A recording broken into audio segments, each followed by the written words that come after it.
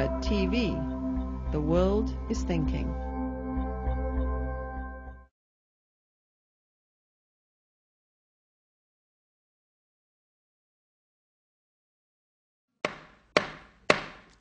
Good evening and welcome to our Commonwealth Club Silicon Valley program brought to you from the Cubberley Theater in Palo Alto.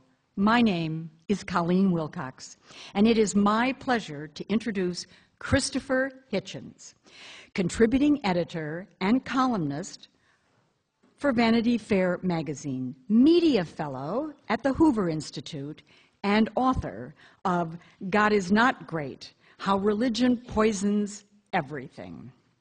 As a foreign correspondent and travel writer, Christopher has written from more than 60 countries on all 5 continents. He began his journalistic career in 1973 as a magazine staff writer in London and immigrated to the United States in 1981. For 20 years, he wrote a bi-weekly column called the Minority Report for The Nation. And he also served as Washington editor and columnist for Harper's Magazine. Christopher continues to write regularly in publications like The Atlantic Monthly and Slate, and has authored several books, including Letters to a Young Contrarian and Why Orwell Matters. On his 58th birthday, Christopher became a U.S. citizen on the steps of the Jefferson Memorial, and some of his most memorable Vanity Fair columns include his year-long personal makeover and first-hand experience waterboarding. Ladies and gentlemen, please join me in welcoming Christopher Hitchens.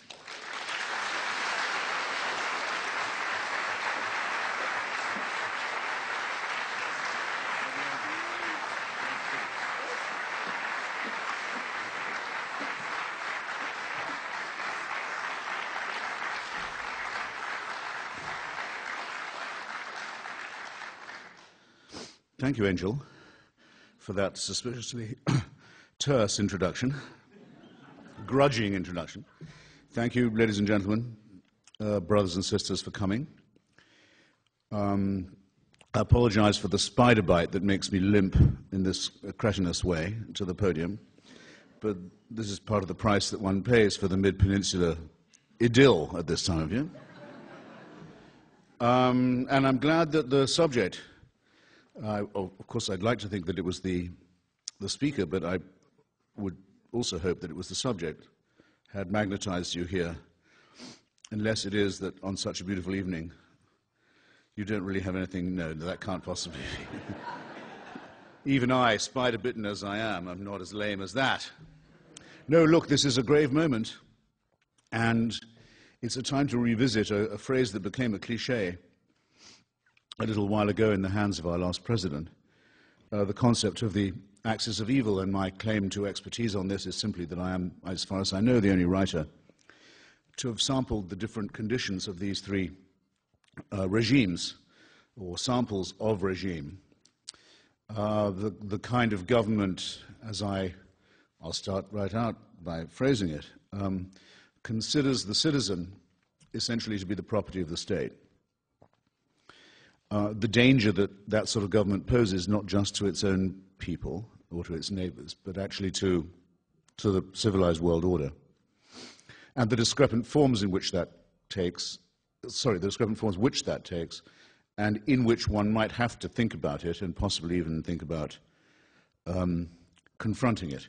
And we only have about an hour, I'm told, together, and you can count on me to do most of the talking, or at least that's what I aim to do, either Q&A or directly addressing you. But what I want to do is take no more than the first half, just to give you an idea of what these systems are like and why you should mind, and why you should take an interest. I suppose I'll start with Iraq, which was best described by, has best been captured by, under its old regime form, a brilliant author, an Iraqi English, half Iraqi, half English author called Kanan Makia, who had to write for a long time under a protective pseudonym of Samir al-Khalil, and wrote a tremendous book called The Republic of Fear, which is the best full-word description that one could have of the regime of Saddam Hussein. If you can get hold of it, and you can, if you go back to look at the program that Kanan Makia and Hodding Carter once did for public broadcasting, you can actually get to see one of the most chilling, annihilatingly chilling, actually, videos ever made in the 20th century. It shows the moment at which Saddam Hussein, the actual moment at which Saddam Hussein seized power in Iraq for himself. We don't have that moment in Germany. We don't have that moment in Russia. We don't know we know what happened after the Kirov assassination in Leningrad and the opportunity it gave to Stalin to seize supreme power. We know roughly what happened in the night of the long knives, when Adolf Hitler realized that he could massacre every rival of his, not just in German politics, but within his own party, which is always the crucial thing.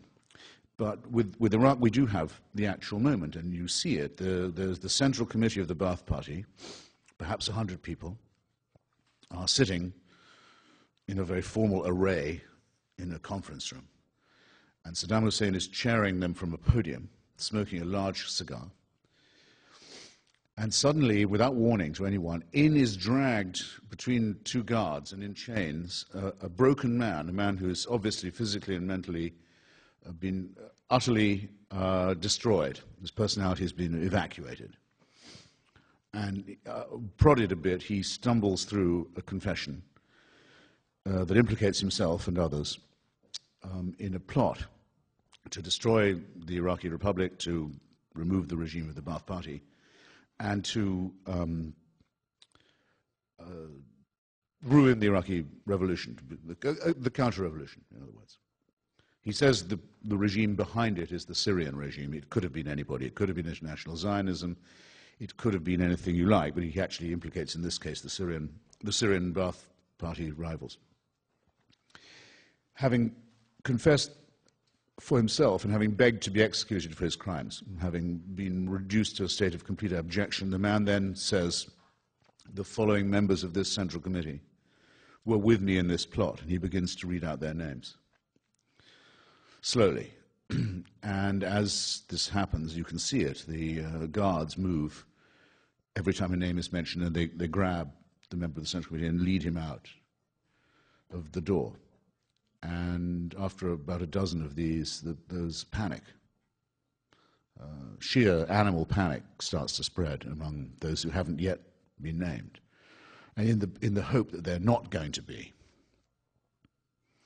They start screaming and jumping up and saying, "Glory to Saddam Hussein, our leader, all praise to him, the sun, the moon, the stars of Iraq," praying that it won't be them who are called next. Nothing makes any difference. The harvest just goes on randomly. They're taken off the chessboard and taken out until half of them are gone, and the rest are just limp and done for and almost dying with relief that it wasn't them. It's the most extraordinary live show of a real, for keeps, political purge that you'll ever see. And then there's the second half, which has been seen by much fewer people and was not shown on PBS, where the surviving half are told to go out in the yard and are given guns and are told to shoot the convicted half. Now they're in the plot. Now they are cemented to the leadership. Now, Kanan Makia in his book says correctly, he says, Hitler wouldn't have thought of that. Stalin didn't even think of that, and he thought about these things a lot, about how to get one member of the Central Committee to betray another member and keep them all guessing so that you're the ultimate